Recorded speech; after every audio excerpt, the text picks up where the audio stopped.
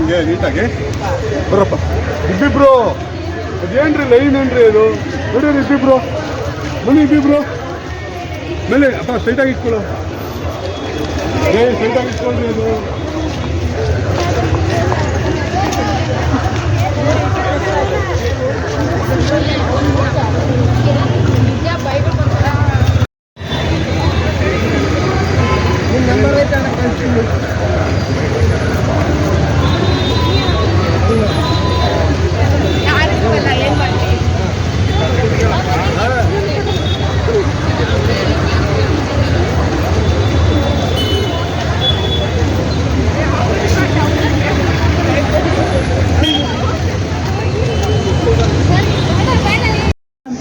ಎಲ್ಲರೂ ಕೂಡ ಸಾರ್ವಜನಿಕ ಬಂಧುಗಳು ಏನು ಮಲೇರಿಯಾ ನಿರ್ಮೂಲನೆಗೆ ನಮ್ಮ ಸಮುದಾಯದ ಸಹಕಾರ ಅಂತಕ್ಕಂಥದ್ದು ಏನಿದೆ, ಹಾಗೆ ಇಲಾಖೆಯೊಂದಿಗೆ ಕೈಜೋಡಿಸ್ತಕ್ಕಂಥದ್ದೇನಿದೆ, ಹಾಗೆ ಸಂಬಂಧಪಟ್ಟಂತೆ ಮುಂಜಾಗ್ರತಾ ಕ್ರಮಗಳನ್ನು ಕೈಗೊಳ್ಳುವ ಸಂಬಂಧಪಟ್ಟ ಹಾಗೆ ನಮ್ಮ ವಿದ್ಯಾರ್ಥಿಗಳಿಂದ ಒಂದು ಕಿರು ನಾಟಕ.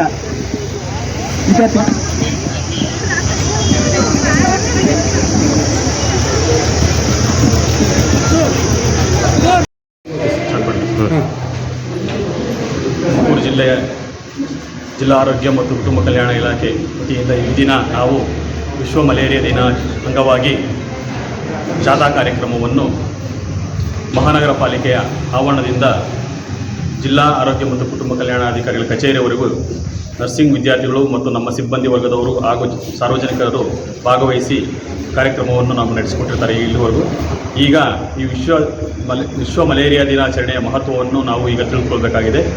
ವಿಶ್ವ ಮಲೇರಿಯಾ ದಿನಾಚರಣೆಯ ಅಂಗವಾಗಿ ನಾವೇನು ಅಂದರೆ ಮಲೇರಿಯಾವನ್ನು ಝೀರೋ ಅಂದರೆ ನಮ್ಮ ಯಾವುದೇ ಗ್ರಾಮ ಮತ್ತು ನಗರ ಪ್ರದೇಶದಲ್ಲಿ ಯಾವುದೇ ಮಲೇರಿಯಾ ಪ್ರಕರಣ ಬರದಂತೆ ನೋಡಿಕೊಳ್ಳುವ ಉದ್ದೇಶದೊಂದಿಗೆ ಈ ವರ್ಷದ ಸ್ಲೋಗನ್ ಧ್ಯೇಯವಾಕ್ಯ ಎಂದರೆ ಮಲೇರಿಯಾ ನಮ್ಮೊಂದಿಗೆ ಕೊನೆಗೊಳ್ಳಬೇಕು. ಮಲೇರಿಯಾ ಬಗ್ಗೆ ನಾವು ಮರು ಹೂಡಿಕೆ, ಮರು ಚಿಂತನೆ, ಮರು ಉತ್ತೇಜನ ನಾವು ಮಾಡಿ ನಾವು ಮಲೇರಿಯಾವನ್ನು ತಡೆಗಟ್ಟಬೇಕಾಗಿದೆ. ಅದರ ಅಂಗವಾಗಿ ತಾವುಗಳು ಯಾವುದೇ ಗ್ರಾಮದಲ್ಲಿ ಅಥವಾ ಯಾವುದೇ ನಗರದಲ್ಲಿ ಜ್ವರ ಬಂದ ತಕ್ಷಣ ಆಸ್ಪತ್ರೆಗೆ ತೆರಳಿ ರಕ್ತಲೇಪನವನ್ನು ಮಾಡಿಸಿಕೊಂಡು ಮಲೇರಿಯಾ ಇದೆ ಅಥವಾ ಇಲ್ಲ ಎನ್ನುವ ಬಗ್ಗೆ ದೃಢಪಡಿಸಿಕೊಂಡು ಮಲೇರಿಯಾ ಪಾಸಿಟಿವ್ ಇದ್ದರೆ ಚಿಕಿತ್ಸೆ ಪಡೆಯಬೇಕಾಗಿ ವಿನಂತಿ.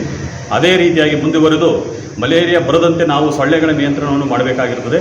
ಸೊಳ್ಳೆಗಳ ನಿಯಂತ್ರಣವನ್ನು ನಾವು ಮೊದಲನೇದಾಗಿ ನಿಂತ ನೀರಿನಲ್ಲಿ ಸೊಳ್ಳೆಗಳ ಅಭಿವೃದ್ಧಿ ಆಗುತ್ತೆ. ಅದನ್ನು ನೀರಿನ ವಾರಕ್ಕೆ ಒಂದು ಸಾರಿ ಸ್ವಚ್ಛವಾಗಿ ಕ್ಲೀನ್ ಮಾಡಿ ನಾವು ಶುದ್ಧಗೊಳಿಸಬೇಕಾಗ್ತದೆ.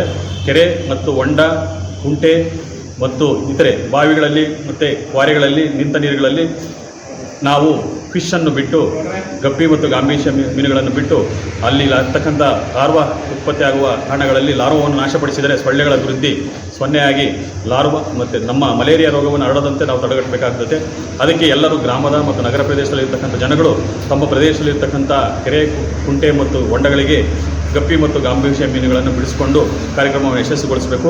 ಅದೇ ರೀತಿಯಾಗಿ ಮುಂದುವರಿದು ನಮ್ಮ ಈ ಎಲ್ಲಿ ಯಾವುದಾದ್ರೂ ಒಂದು ಏರಿಯಾದಲ್ಲಿ ಮಲೇರಿಯಾ ಪಾಸಿಟಿವ್ ಬಂದರೆ ಇನ್ಸೆಕ್ಟಿಸೈಡ್ ಸ್ಪ್ರೇ ಅಂತ ಮಾಡ್ತಾರೆ.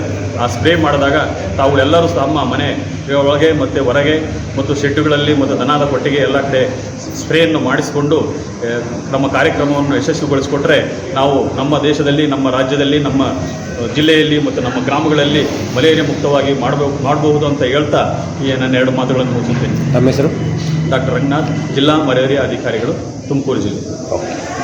ಯಾವಾಗಿಂದ ಮಕ್ಕಳಿಗೆ ಯಾಕೆ ಇಷ್ಟೊಂದು ಅಡುಕ್ತಾ ಇದ್ದಾರೆ ಮಕ್ಕಳು? ಯಾವಾಗಿಂದ ಜ್ವರ ಬಂತು ಮಕ್ಕಳಿಗೆ? 4 ದಿನದಿಂದ ಚಿಕ್ಕವಳಿಗೆ ಚಳಿ ಜ್ವರ ರೀ, ದೊಡ್ಡವಳಿಗೆ 2 ದಿನದಿಂದ ತಲೆನೋವು. ಹೌದೇ? ನನಗೂ ರಾತ್ರಿಯಿಂದ ತಲೆನೋವು, ಚಳಿ ಕಣೆ. ಯಾವ್ದಾದ್ರೂ ಕೆಟ್ಟ ದೃಷ್ಟಿ ಬಿದ್ದಿದೆ ಏನೋ ನಮ್ಮ ಮನೆ ಮೇಲೆ? ಹೂ ಕಣೆ, ಯಾವುದೋ ಕೆಟ್ಟ ದೃಷ್ಟಿನೇ ನಮ್ಮ ಮನೆ ಮೇಲೆ ಬಿದ್ದಿರ್ಬೇಕು. ಅದಕ್ಕೆ ನಮ್ಮ ಮಕ್ಳಿಗೆಲ್ಲ ಹಿಂಗೆ ಆಗ್ತಾ ಐತಿ. ಏನ್ರಿ, ಒಳ್ಳೆ ಮಂತ್ರವಾದಿ ಹತ್ರ ಹೋಗೋಣವಾ? ಮಂತ್ರವಾದಿ ಹತ್ರನೇ ಹೋಗೋಣ ಬಿಡು ನಾವು. ಆಯ್ತು ಬನ್ನಿ, ಇವಾಗಲೇ ಹೋಗೋಣ. ಸರಿ ಬಾ, ಹೋಗೋಣ.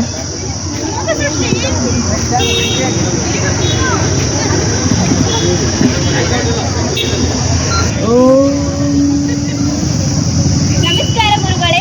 ನನಗೆ ಈ ತಾಯಿತ ಕರ್ತೀವಿ, ನಮ್ಮ ಮಕ್ಕಳು ಬೇಗ ಹುಷಾರಾದ್ರೆ ಅಷ್ಟೇ ಸಾಕು ನಮಗೆ. ಹುಷಾರಾಗ್ತಾರೆ. ಬೆಳಿಗ್ಗೆ ಅನ್ನೋಷ್ಟಲ್ಲಿ ಎಲ್ಲ ಕಮ್ಮಿನೇ ಆಗ್ಬಿಡುತ್ತೆ ಇವ್ರಿಗೆ. ಈ ನಿಂಬೆ ಹಣ್ಣನ್ನ ಬೆಳಿಗ್ಗೆ ಮತ್ತೆ ರಾತ್ರಿ ನೀರಲ್ಲಿ ಹಾಕ್ಕೊಡಿ. ಸರಿ ಗುರುಗಳೇ, ಹಂಗೆ ಮಾಡ್ತೀವಿ.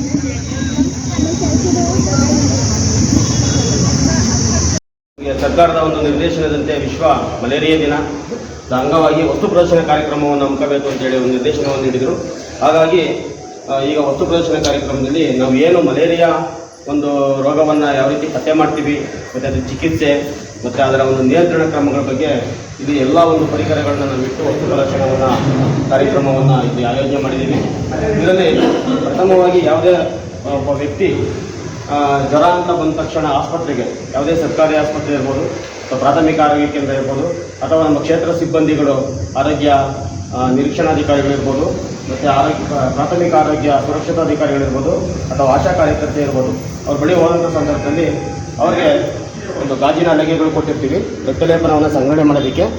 ಅದೇ ರೀತಿ ಲ್ಯಾನ್ಸೆಟ್ ಇದೆ ಮತ್ತು ಇದು ಒಂದು ರಕ್ತಲೇಪನ ಗಾಜಿನ ಹಲಗೆಯ ಮೂಲಕ ಸಂಗ್ರಹಣೆ ಮಾಡ್ತಕ್ಕಂಥ ಒಂದು ವಿಧಾನ. ಇನ್ನೊಂದು ತ್ವರಿತ ವಿಧಾನ ಅಂತ ಒಂದು ಇದೆ, ಇದಕ್ಕೆ ನಾವು RD ಕಿಟ್ ಅಂತ ಹೇಳ್ತೀವಿ, ಅಂದರೆ ರ್ಯಾಪಿಡ್ ಡಯಾಗ್ನೋಸ್ಟಿಕ್ ಕಿಟ್ ಅಂತೇಳಿ. ಇದನ್ನು ನಾವು ಒಂದು 15ರಿಂದ 20 ನಿಮಿಷದ ರಿಸಲ್ಟನ್ನು ನಾವು ಪಡ್ಕೊಂಡ ನಂತರ ಇಲ್ಲಿ ನಾವು ಸಂಗ್ರಹಣೆ ಮಾಡಿದ ರಕ್ತಲೇಪನವನ್ನು ಸೂಕ್ಷ್ಮದರ್ಶಕ ಯಂತ್ರದ ಮೂಲಕ ಪರೀಕ್ಷೆ ಮಾಡಿ ಮಲೇರಿಯಾ ಇದೆಯಾ ಇಲ್ವಾ ಅನ್ನೋದ್ರ ಬಗ್ಗೆ ಅದನ್ನು ದೃಢಪಡಿಸಬೇಕಾಗ್ತದೆ. ಅದಕ್ಕೆ ಮುಂಚೆ ರಕ್ತಲೇಪನ ಗಾಜನ್ನು ಒಂದು 2 JSP 1 ಮತ್ತು JSP 2 ಅಂತಕ್ಕಂಥ 2 ದ್ರಾವಣದಲ್ಲಿ ಅದನ್ನು ಬಣ್ಣ ಕಟ್ಟಿ ನಂತರ ಅದನ್ನು ಸೂಕ್ಷ್ಮದರ್ಶಕ ಯಂತ್ರದಲ್ಲಿ ನಾವು ಪರೀಕ್ಷೆಯನ್ನು ಮಾಡ್ತೀವಿ. ನಂತರ ಮಲೇರಿಯಾ ಒಂದು ಏನು ದೃಢಪಟ್ಟಂಥ ಸಂದರ್ಭದಲ್ಲಿ ಆ ವ್ಯಕ್ತಿಗೆ 2 ವಿಧದ ಮಾತ್ರೆಗಳು ವಯಸ್ಸಿಗೆ ಅನುಗುಣವಾಗಿ ಒಂದು ಏನು ಶೆಡ್ಯೂಲ್ ನಮಗೆ ಕೊಟ್ಟಿದ್ದಾರೆ ಅದರ ಪ್ರಕಾರ ಪ್ರೇಮಕ್ಕಿನ್ನು ಮತ್ತು ಸ್ವರಕ್ಕಿನ್ ಅಂತ ಮಾತ್ರೆ ಅದು ವಯಸ್ಸಿಗೆ ಅನುಗುಣವಾಗಿ ಕೊಡ್ತೀವಿ. ಅದೇ ರೀತಿ 15 ವರ್ಷ ಮೇಲ್ಪಟ್ಟ ಅಡಲ್ಟ್ಗೆ PF ಕೇಸ್ ಬಂದರೆ ಅವಕ್ಕೆ ನಾವು ACT ಕಾಂಬಿಪ್ಯಾಕ್ ಅಂತೇಳಿ ಅಲ್ಟ್ರಾಸೋನೇಟ್ ಕಾಂಬಿನೇಷನ್ ಥೆರಪಿ ಅಂತ ಒಂದು ಮಾತ್ರೆ ಇದೆ, ಅದನ್ನು ನಾವು ಕೊಡ್ತೀವಿ. ನಂತರ ಎಲ್ಲಿ ನಿಂತ ನೀರುಗಳು, ಕೆರೆ, ಕಟ್ಟೆ, ಕುಂಟೆ, ಜಾನುವಾರು ತೊಟ್ಟಿ ಮತ್ತು ಕೃಷಿ ಹೊಂಡ ಹಾಗೂ ಪರಿಸರದತ್ತವಾದಂಥ ಒಂದು ದೊಡ್ಡ ಸಂಗ್ರಹಾರಗಳಿಗೆ ಈ ಒಂದು ಗಪ್ಪಿ ಗಾಂಬೋಜಿಯ ಫಿಶಸ್ಸನ್ನು ಬಿಟ್ಟು ಅಲ್ಲಿ ಸೊಳ್ಳೆ ಉತ್ಪತ್ತಿಯನ್ನೇ ಸಹ ತಡಿತಕ್ಕಂಥ ಒಂದು ಕೆಲಸವನ್ನು ಮಾಡ್ತೀವಿ. ಇವು ಲಾರ್ವಾದ ಮಾದರಿ. ಮತ್ತು ಸ್ವಯಂ ರಕ್ಷಣಾ ವಿಧಾನವಾಗಿ ಏನು ನಾವು ಕೀಟನಾಶಕ ಲೇಪಿತ ಸೊಳ್ಳೆ ಪರ್ದೆಯನ್ನು ಉಪಯೋಗಿಸಿದ್ರೆ ಭಾಳ ಉತ್ತಮ ಅಂತ ಹೇಳಿ ಸಾರ್ವಜನಿಕರಿಗೆ ನಾವು ಮನವಿಯನ್ನು ಮಾಡ್ತೀವಿ.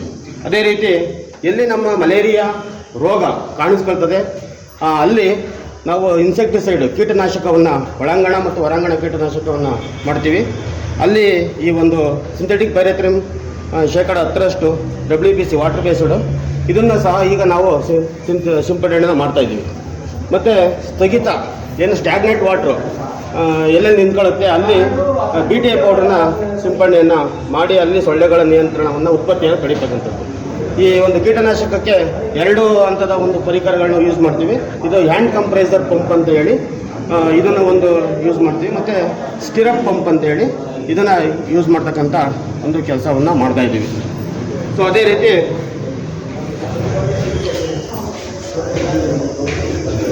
ಎಲ್ಲಿ ನಮಗೆ ಮಲೇರಿಯಾ ಅಥವಾ ಇನ್ನಿತರೆ VBD ಡಿಸೀಸಸ್ ಕಾಣಿಸ್ಕೊಂತವೆ ಅಲ್ಲಿ ಒಳಾಂಗಣ ಮತ್ತು ಹೊರಾಂಗಣ ಧೂಮೀಕರಣ ಕಾರ್ಯ, ಅಂದರೆ ಇವು ವಯಸ್ಕ ಸೊಳ್ಳೆಗಳನ್ನ ತಕ್ಷಣಕ್ಕೆ ನಾವು ಕಂಟ್ರೋಲ್ ಮಾಡೋದಕ್ಕೆ ಇದು ತಾತ್ಕಾಲಿಕವಾದಂಥ ಒಂದು ವಿಧಾನ, ನಿಯಂತ್ರಣ ಮಾಡ್ತಕ್ಕಂಥ ವಿಧಾನ, ಇದು ಧೂಮೀಕರಣ ಕಾರ್ಯ. ಇದಕ್ಕೆ ನಾವು ಒಳಾಂಗಣ ಧೂಮೀಕರಣಕ್ಕೆ ಪೈರೆಥ್ರಿನ್ ಎಸ್ಟೇಟ್ ಕೀಟನಾಶಕವನ್ನು ಬಳಸಿ ಧೂಮೀಕರಣ ಕಾರ್ಯವನ್ನು ಮಾಡ್ತೀವಿ. ಮತ್ತು ಹೊರಾಂಗಣಕ್ಕೆ ಮೆಲಾಥಿನ್ ಟೆಕ್ನಿಕಲ್ ಅಂತಕ್ಕಂಥ ಒಂದು ದ್ರಾವಣವನ್ನು ಬಳಸಿ ಹೊರಾಂಗಣ ಕೀಟನಾಶಕವನ್ನು ಧೂಮೀಕರಣವನ್ನು ಮಾಡ್ತೀವಿ. ಹಾಗೆ ಇದು ಧೂಮೀಕರಣ ಯಂತ್ರ. ಇದಕ್ಕೆ ನಾವು ಡೀಸೆಲ್ ಮತ್ತು ಔಷಧಿಯನ್ನು ಒಂದು ನಿಯಮಾನುಸಾರ ಮಿಶ್ರಣ ಮಾಡಿ ಇದನ್ನೆಲ್ಲವನ್ನು ಸಹ ಏನು ಸರ್ಕಾರದ ಮಾರ್ಗಸೂಚಿ ಕಾರ್ಯಕ್ರಮದ ಮಾರ್ಗಸೂಚಿ ಅನ್ವಯ ನಿಯಂತ್ರಣ ಕ್ರಮಗಳನ್ನ ಕೈಗೊಂಡು ಮಲೇರಿಯಾ ಮತ್ತು ಇತರೆ ಸೊಳ್ಳೆಗಳಿಂದ ಬರ್ತಕ್ಕಂಥ ರೋಗಗಳನ್ನ ನಿಯಂತ್ರಣ ಮಾಡೋದಕ್ಕೆ ನಮ್ಮ ಒಂದು ಏನು ತಂಡ ಜಿಲ್ಲಾ ಮಟ್ಟದಲ್ಲಿ ಸುಸಜ್ಜಿತವಾಗಿದೆ ಅಂತ ಹೇಳ್ತಾ ನನ್ನ ಮಾತು. ತಮ್ಮ ಹೆಸರು?